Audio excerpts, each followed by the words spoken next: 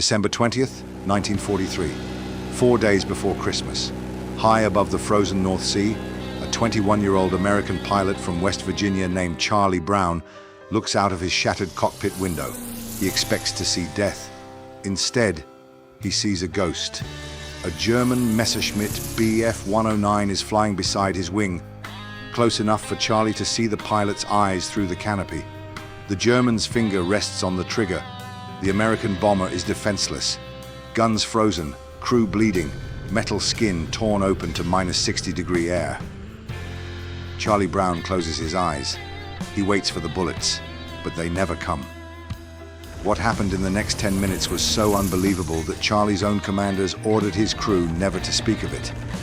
This is the true World War II story of the German ace who chose honor over victory and refused to shoot. Welcome to the Time Navigator.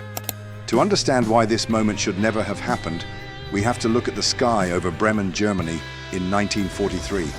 The air was a graveyard. Charlie Brown's B-17 flying fortress, nicknamed Ye Olde Pub, was on its very first combat mission. Their target, the Focke-Wulf aircraft factory that built Germany's deadly FW-190 fighters.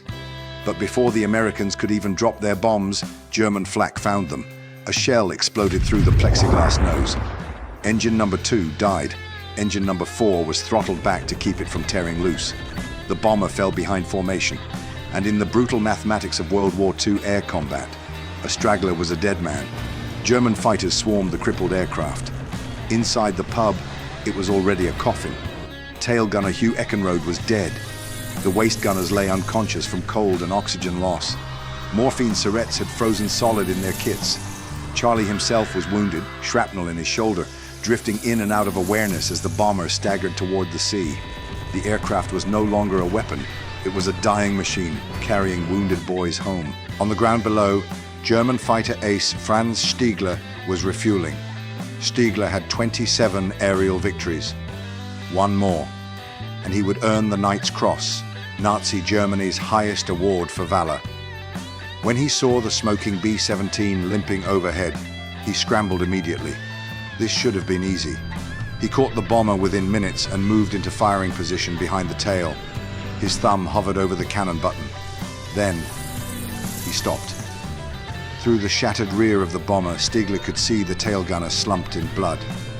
No guns tracking him, no defense. He edged closer. Through jagged holes in the fuselage, he saw American crewmen inside desperately tending their wounded. And in that moment, a voice returned from another war front. The voice of his former commander in North Africa, Gustav Rodel. Voice echoed, "If I ever see or hear of you shooting at a man in a parachute, I will shoot you down myself. You fight by rules to keep your humanity." Franz Stigler looked at Ye Olde Pub. To him, this was no longer an enemy bomber. It was a parachute made of aluminum. Stigler pulled alongside the American aircraft. Charlie Brown stared in shock at the German pilot pacing his wing. He expected the final burst of cannon fire. Instead, the German began gesturing urgently toward the ground, mouthing, "Land, surrender." Charlie shook his head. He kept flying toward the coast. Stigler hesitated, then made a decision that could cost him his life. He moved his fighter to the bomber's exposed side, the side facing German coastal flak batteries. German gunners would not fire on an American aircraft flying in formation with a Luftwaffe fighter. Stigler was now shielding his enemy with his own body and aircraft. A German ace had become the escort of the plane he was supposed to destroy. They reached the cold blue edge of the North Sea. Germany was behind them. England lay ahead. Stigler could go no farther. If he crossed into Allied patrol zones, he could be shot down. If German command discovered what he had done, he could be executed. Franz Stigler looked across one final time at Charlie Brown. He raised his hand to his helmet, a salute. Then he peeled away into cloud. Charlie Brown would make it back to England, barely. When he reported the encounter, his commanders reacted with alarm, not celebration. They ordered the crew never to speak of it. They did not want sympathy for a German pilot. They wanted the enemy to remain faceless. Stigler, meanwhile, landed and filed his report. The bomber was lost over the sea. He carried the truth alone for the rest of the war. For decades, the story faded into silence. Franz Stigler emigrated to Canada and became a businessman. Charlie Brown remained in the US Air Force. But Charlie never forgot the German pilot who had spared his crew. In 1986, he began searching. He wrote to aviation magazines asking, "Does anyone know the German pilot who saluted me?"